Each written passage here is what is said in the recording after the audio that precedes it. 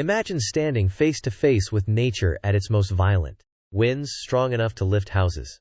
Cold so brutal it freezes your lungs with every breath. Floods that swallow entire towns in minutes.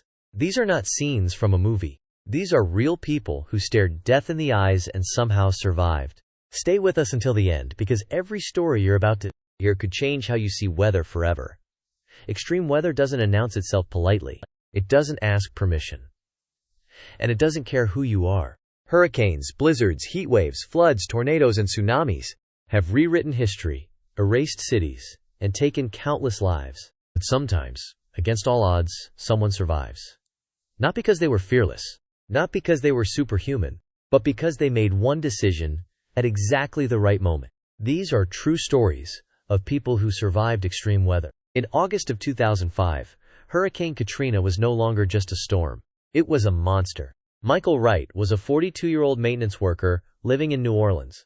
When evacuation orders were issued, he couldn't leave. His elderly mother was too weak to travel, and every nearby shelter was already full. As night fell, the wind outside began to scream. By midnight, the power went out. By 2 a.m, the roof started tearing away piece by piece. Rain poured inside as if the sky itself had collapsed. Michael dragged his mother into the attic while water crept higher with every minute. First it reached their ankles, then their knees, then their waist. At 4 a.m., the levees failed.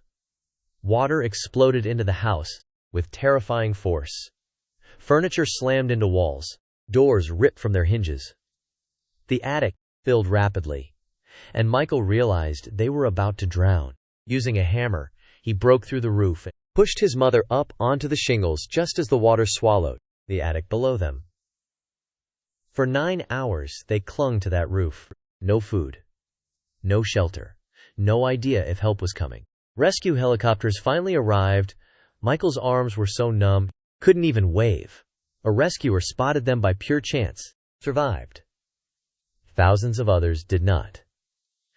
In January of 1996, Aaron Callahan, a college student in North Dakota, decided to drive home for winter break.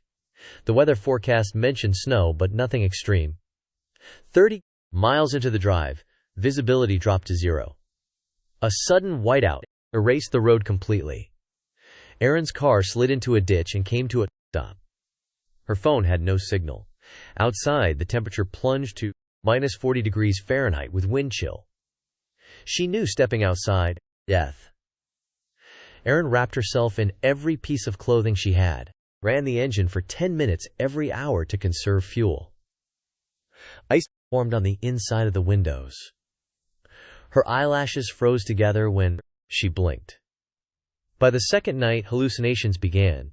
She heard voices calling her name. She imagined warmth that wasn't real. On the third morning, a snowplow driver noticed a thin antenna sticking out of a massive snowdrift. Aaron had survived 72 hours in one of the deadliest cold spells in U.S. history. Doctors later said she had less than an hour left. Flash floods are among the deadliest weather events because they strike without warning. In 2013, Carlos Mendoza was driving home through a canyon in Colorado after a long workday. Rain had been falling for hours, but the road ahead seemed normal.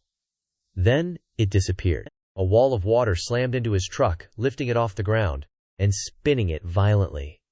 Carlos smashed the window as the current dragged him downstream. Just before the truck vanished beneath the water, he grabbed a tree branch. For nearly 30 minutes, he clung to it while cars, logs, and debris rushed past him at terrifying speed.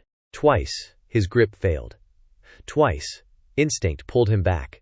When the water finally receded, Carlos collapsed onto the muddy ground, bruised, bleeding, and shaking from hypothermia.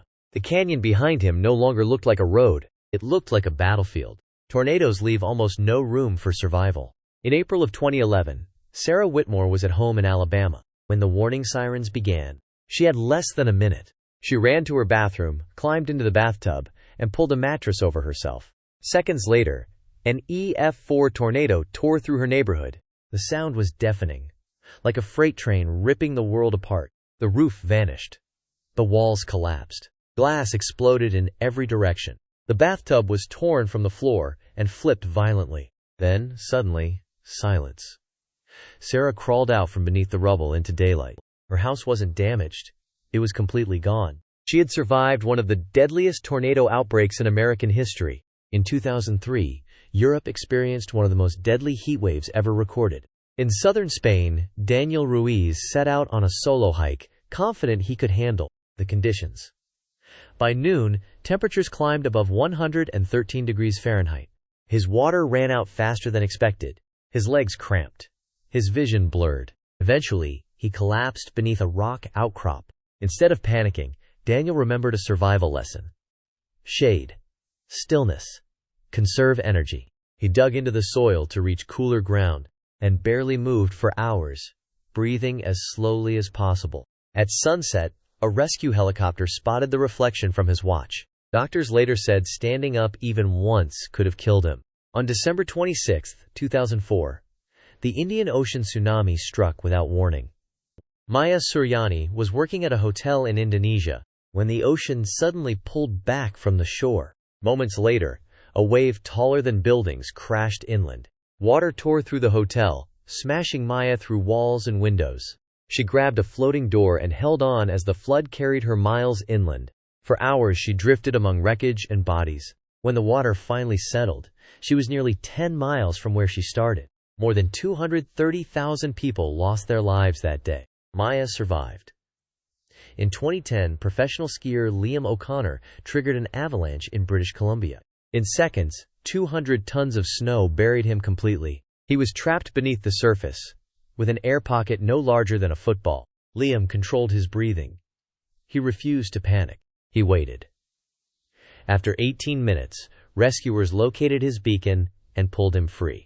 Another minute, and he would have suffocated. Every one of these survivors had something in common. They stayed calm. They made fast decisions. They respected the power of nature. And sometimes, they were simply lucky. Extreme weather doesn't offer second chances very often. As climate patterns continue to change, these events are becoming more frequent and more deadly. These stories aren't meant to scare you. They are meant to remind you that nature is beautiful, nature is powerful, and survival often comes down to preparation, awareness, and one critical decision. If these true survival stories kept you watching like this video so more people can see it. Subscribe for more real stories of survival, mystery, and human endurance, and comment below which story shook you the most and what you would have done in their place. Because the next extreme weather event might not be a story on your screen.